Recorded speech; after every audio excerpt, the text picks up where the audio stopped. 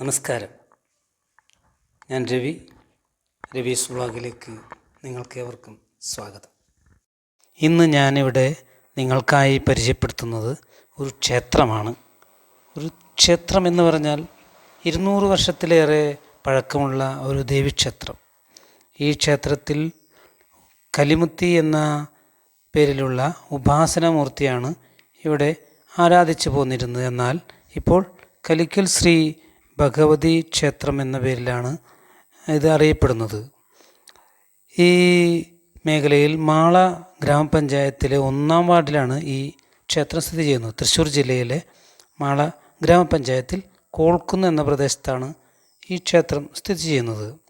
ഈ ക്ഷേത്രത്തിലേക്ക് അതിൻ്റെ പുനഃപ്രതിഷ്ഠ കാലഘട്ടത്തിൽ പുനഃപ്രതിഷ്ഠ നടക്കുന്ന ഉത്സവം എന്ന് പറഞ്ഞാൽ പൊങ്കാല ഉത്സവമാണ് പുനഃപ്രതിഷ്ഠയ്ക്ക് വേണ്ടി പ്രത്യേകം നടക്കുന്നത്.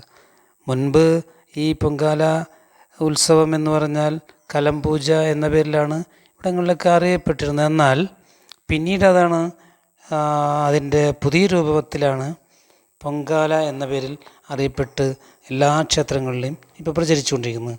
പ്രത്യേകിച്ച് ഈ ക്ഷേത്രത്തിലേക്ക് വരുന്ന ആളുകൾക്കുള്ള നേട്ടം എന്ന് പറഞ്ഞാൽ ഈ ക്ഷേത്രത്തെ സങ്കല്പിച്ച് ദേവിയെ സങ്കല്പിച്ച് നിങ്ങൾ മുന്നോട്ട് പോകുമ്പോൾ തീർച്ചയായും നിങ്ങൾക്ക് ഒട്ടനവധി നേട്ടങ്ങളുണ്ട്. നേട്ടങ്ങളെന്ന് പറഞ്ഞാൽ വിശ്വാസ പ്രമാണമനുസരിച്ച് ഇപ്പോൾ വിവിധ തരത്തിലുള്ള പൂജകൾ, സന്താന ഇല്ലാത്തവർക്ക് സന്താന പൂജ, കല്യാണം കഴിക്കാത്തവർക്ക് മംഗല്യപൂജ, അങ്ങനെ തുടങ്ങിയിട്ടുള്ള നിരവധി പൂജാതി കർമ്മങ്ങളിൽ പങ്കെടുത്താൽ അതിൽ ഉൾപ്പെട്ടാൽ തീർച്ചയായും നിങ്ങൾക്ക് അതിൻ്റെ ഗുണകരമായ റിസൾട്ടുകൾ ഉണ്ടാകുന്ന എന്നാണ് ഇവിടുത്തെ വിശ്വാസം. ഇവിടെ ഇന്ന് നടക്കുന്നത് ഒരു പൂമൂടൽ ചടങ്ങ് എന്ന് പറയുന്ന ഒരു സംഭവമാണ്. പൂമൂടൽ ചടങ്ങ് ഇത് ദേവിയെ പൂക്കൾ കൊണ്ട് ദേവിയെ അലങ്കരിച്ച് ദേവിയെ മൊത്തത്തിൽ പൂക്കൾ കൊണ്ട് ഒരു അഭിഷേകം നടത്തുന്ന ഒരു ക്രിയയാണിത്. ഇതിലേക്ക് നൂറുകണക്കിന് വനിതകളാണ് ഈ താലവുമേന്തി പൂക്കുടയുമായി ചുറ്റിക്കറങ്ങുന്നത്. അതിനിടയ്ക്ക് താലം പിടിക്കുന്ന സ്ത്രീകളുണ്ട്, താലം പിടിക്കുന്ന കുട്ടികളുണ്ട്, പൂക്കുടയിൽ ചുറ്റി നടക്കുന്ന വനിതകളുണ്ട്, ഒക്കെയുണ്ട്. ഒപ്പം തന്നെ ഇത് എല്ലാ വർഷവും വൃശ്ചികം 1-ാം തീയതിയാണ് ഈ പരിപാടി, ഈ പൂമൂടൽ എന്ന് പറയുന്ന ചടങ്ങ് നടക്കുന്നത്. ഈ പൂമൂടൽ ചടങ്ങിന് വേണ്ടി വരുന്ന പൂക്കൾ എന്ന് പറഞ്ഞാൽ തന്നെ ആയിരക്കണക്കിന് രൂപയുടെ പൂക്കളാണ് ഈ പൂമൂടൽ ചടങ്ങിന് വേണ്ടി അവർ ചെലവാക്കുന്നത്. എന്നാൽ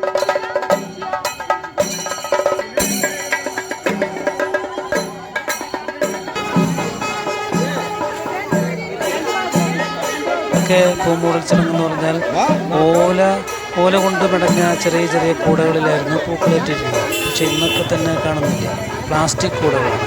ആ സ്ഥാനത്തേക്ക് പ്ലാസ്റ്റിക് കൂടകൾ കടന്നു വന്നിരിക്കുകയാണ്. പ്ലാസ്റ്റിക് കൂടകളിലും മറ്റും കുട്ടകളിലുമായി പൂക്കൾ ഇങ്ങനെ പിടിച്ച് ചുറ്റിത്തിരിഞ്ഞ് ആ ജംഗ്ഷനിൽ നിന്നാണ് താലം ആരംഭിച്ചത്. ജംഗ്ഷനിൽ നിന്ന് താലം ആരംഭിച്ച് സമയം നേരത്തെ തുടങ്ങിയ താലമാണ്. ഇപ്പോൾ വളരെയധികം ഇരുട്ടായി.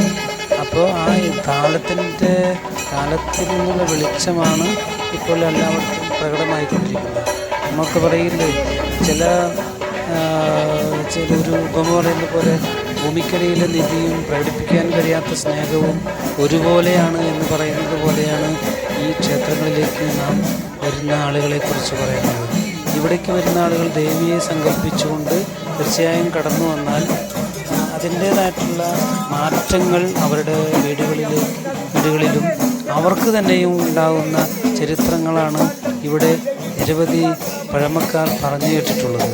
അപ്പോൾ പ്രത്യേകിച്ച് മാത്രമല്ല, ഇവിടെ ഒരു ഉത്സവം എന്ന് പറഞ്ഞാൽ ഇപ്പോൾ നടക്കുന്ന പൂമുടൽ ചടങ്ങ് ഉത്സവം എന്ന് പറഞ്ഞാൽ എല്ലാ വർഷത്തിലും മീനമാസത്തിലെ തിരുവോണ നാളിലാണ് ഇവിടുത്തെ ഉത്സവം നടക്കുന്നത്.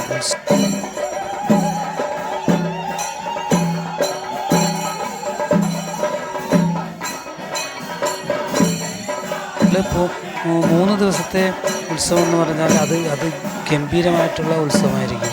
അതിനുശേഷം ആ ഉത്സവ നാളിലാണ് കുതിരക്കളിയും മുടിയാട്ടവും തുടങ്ങിയിട്ടുള്ള ഒരു ചടങ്ങ് നടക്കുന്നത്.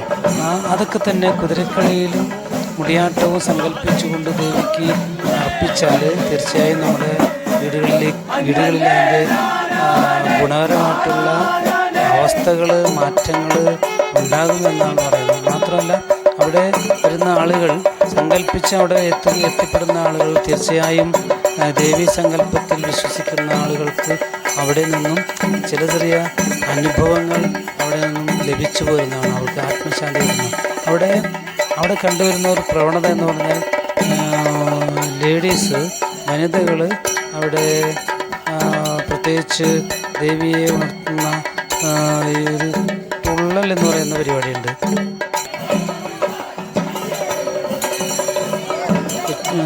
തുള്ളുന്ന കലിമത്തിക്ക് വേണ്ടി തുള്ളുന്ന ഒരു പ്രത്യേക മണിക്കൂറുകളോളം നീണ്ടെത്തുന്ന തുള്ളലായിരിക്കും അവിടെ നടത്തിപ്പോരുന്നത്. 4 മണിക്ക് അവിടെ എഴുന്നള്ളിപ്പ് തുടങ്ങിയാൽ അതൊരു അവസാനിക്കുന്നത് 8 മണി 8:30 കൂടിയിട്ടാണ് എഴുന്നള്ളിപ്പിൽ തുള്ളൽ അവസാനിക്കുന്നത്. അത്രയും ദീർഘിച്ച സമയത്ത് തുള്ളൽ നടക്കുന്ന ഈ പരിസരത്തെ ക്ഷേത്രങ്ങളിൽ ഒന്നാണ് ഈ കലിക്കൽ ഭഗവതി ക്ഷേത്രം എന്ന് പറയുന്നത്. അതുകൊണ്ട് തീർച്ചയായിട്ടും ഈ ക്ഷേത്രത്തിലേക്ക് നിങ്ങൾക്കും എത്തിച്ചേരുവാൻ കഴിഞ്ഞാൽ നിങ്ങളുടെ സൗഭാഗ്യമായിട്ട് മാത്രമേ കാണുവാൻ കഴിയൂ.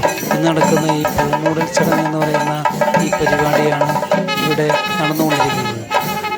ഇതിലാണെങ്കിൽ പൂമൂടൽ ചടങ്ങിൽ വാദ്യങ്ങൾ എന്ന് പറഞ്ഞാൽ ചെണ്ടമേളമുണ്ട്.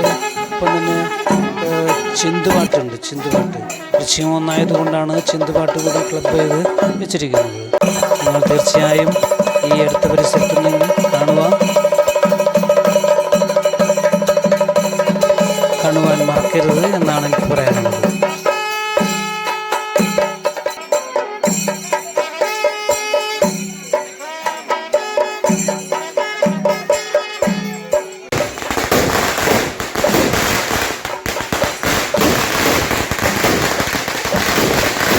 ക്ഷേത്രത്തെ സംബന്ധിച്ച കൂടുതൽ വിവരങ്ങൾ അറിയുന്നതിനും മറ്റുമായി നിങ്ങൾ ഡിസ്ക്രിപ്ഷനിൽ കാണുന്ന നമ്പറുമായി ബന്ധപ്പെട്ടാൽ നിങ്ങൾക്ക് കൂടുതൽ വിവരങ്ങൾ അറിയുവാൻ കഴിയും.